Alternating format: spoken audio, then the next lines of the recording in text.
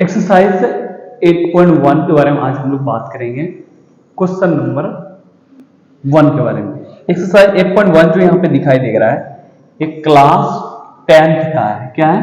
Class 10th का जो board exam का बच्चे प्रिपरेशन कर रहे हैं उसके लिए ये बहुत ही इंपॉर्टेंट क्वेश्चन है।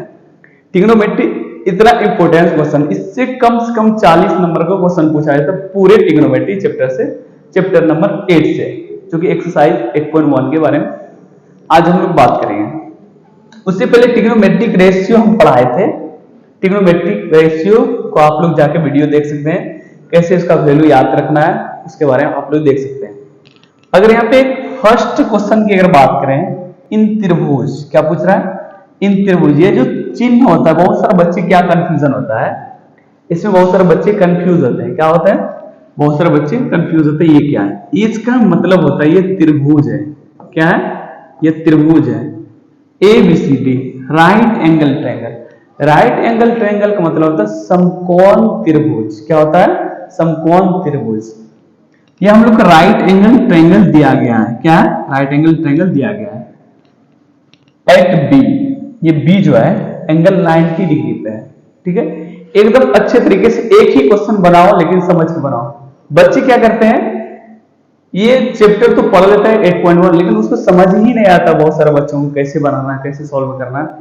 और हो सकता है टीचर भी नहीं समझा पाते बच्चों को। ये सबसे बड़ा प्रॉब्लम। मैथ सब्जेक्ट सबसे इजी सब्जेक्ट होता है, लेकिन वो कैसे, यहाँ पे समझना पड़ेगा। यहाँ पे ऑलरेडी AB = 24 दिया गया है। ये यहां से यहां तक जो है AB, ये 24 दिया गया है। क्लियर? फिर ये BC है, ये BC यहां भी दिया गया। डिटरमाइन, अब निकालना क्या? साइन A और cos A, साइन C और cos C। निकालना कैसे मेरे भाई?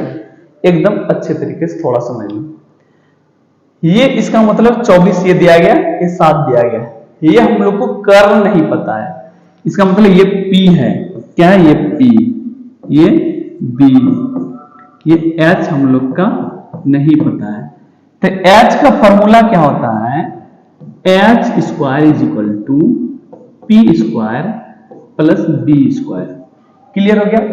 कैसे निकालना है एकदम अच्छे तरीके से थोड़ा सा समझ लो।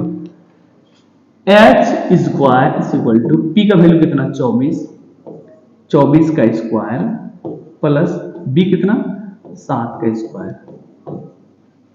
अगर 24 को 2 बार अगर मल्टीप्लाई करोगे तो 24 गुना 24 अगर यहाँ पे करेंगे, 24 × 24, तो यहाँ पे इसका आंसर होता है 576 मेरा भाई। तो 576 यहाँ पे लिख दिया। क्लियर? अगर 7 को यहाँ पे 2 बार मल्टीप्लाई करेंगे, 7 × 7 = 49, 7 × 7 कितना होता है? 49।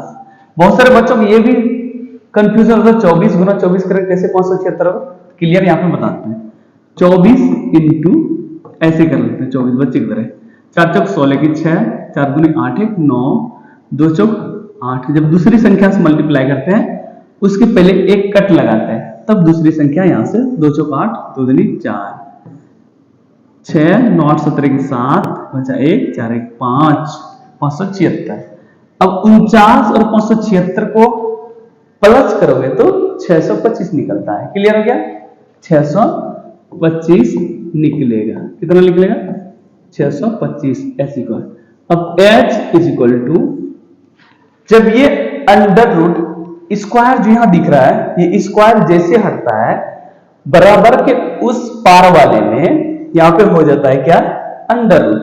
अब 625 का अंडर रूट होता है इतना, तो H² 625 का वर्गमूल 25। तो हम लोग का H कितना निकला मेरे भाई? कितना निकलेगा? 25। कितना निकला? 25। अब यहाँ पे H हम लोग का निकला 25। कितना निकल गया? 25। ये तो क्लियर हो गया। अब क्वेश्चन में ट्विस्ट क्या आएगा एकदम अच्छे तरीके से समझना। क्वेश्चन में हम लोग का साइन A दिया गया है और ट्रिग्नोमेट्रिक रेशियो के अगर बारे में बात करेंगे, साइन A का वैल्यू होता है ट्रिग्नोमेट्रिक रेशियो में P/H। क्या होता है? P/H। P का मतलब होता है लंब। क्या होता है? लंब। H का मतलब होता है कर्ण। क्या होता है? मेरे भाई कर्ण, साइन ए का वैल्यू है। अब यहां पे देखना है साइन ए, एंगल ए को इंडिकेट कर रहा है। किसको इंडिकेट कर रहा है? यहाँ पे एंगल ए को इंडिकेट कर रहा है। एकदम अच्छे तरीके से थोड़ा समझना है। ए को इंडिकेट कर रहा था, ये साइन एंगल ए को इंडिकेट जैसे कर रहा है। इस एंगल के सीधा में जो रहता है वो हो जाता है लंब। क्या हो जाता है? ये इसका लंब हो गया। तो हम लोग का लंब 7 हो गया। लंब कितना? 7। और कर्ण क्या होता है? कर्ण हमेशा सेम ही होता है, बदलता क्या है? लंब और आधार। क्या बदलता है? लंब और आधार।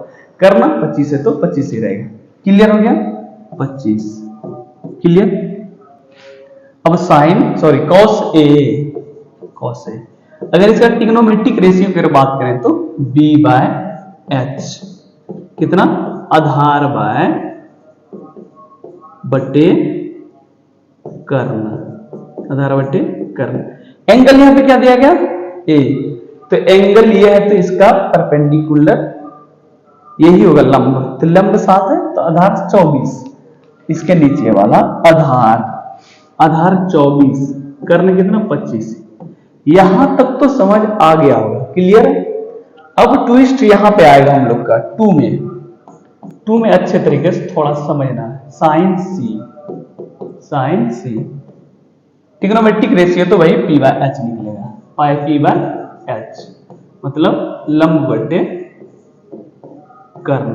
क्या होगा? लंब बटे कर्ण। क्लियर हो गया? लेकिन एंगल हम लोग का कौन सा है? थोड़ा सा सी। एंगल क्या है? सी। क्लियर हो गया? अब ये वाला एंगल हम लोग के पास कौन वाला? ये इसके सीधा वाला होता है ये लंब। इसके सीधा वाला क्या होता है? जिस एंगल के कोने में सीधा रहेगा वो लंब हो जाता है। तो लंब ही तो पूछ रहा है। लंब कितना है? 24। लंब कितना अब इसका हो गया? इसका 24 और कर्ण वही 25। क्लियर? अब यहां पे cos c का cos c is equal to b/h। b कितना? आधार और से आधार cos से कर्ण। वही बात हो गया। एंगल क्या है यहाँ पे? c। एंगल c, ये लंब ये आधार। आधार कितना? 7। कितना? 7 बटे 25। ये हो गया क्वेश्चन नंबर 1 एक्सरसाइज 8.1 का। अगर नहीं समझ आया तो अगले वीडियो में जरूर अच्छे तरीके से और अच्छे तरीके से इसी क्वेश्चन को बताएंगे। बहुत सारे बच्चे को होता है कि समझ में नहीं आता है, एकदम अच्छे तरीके से बताएंगे।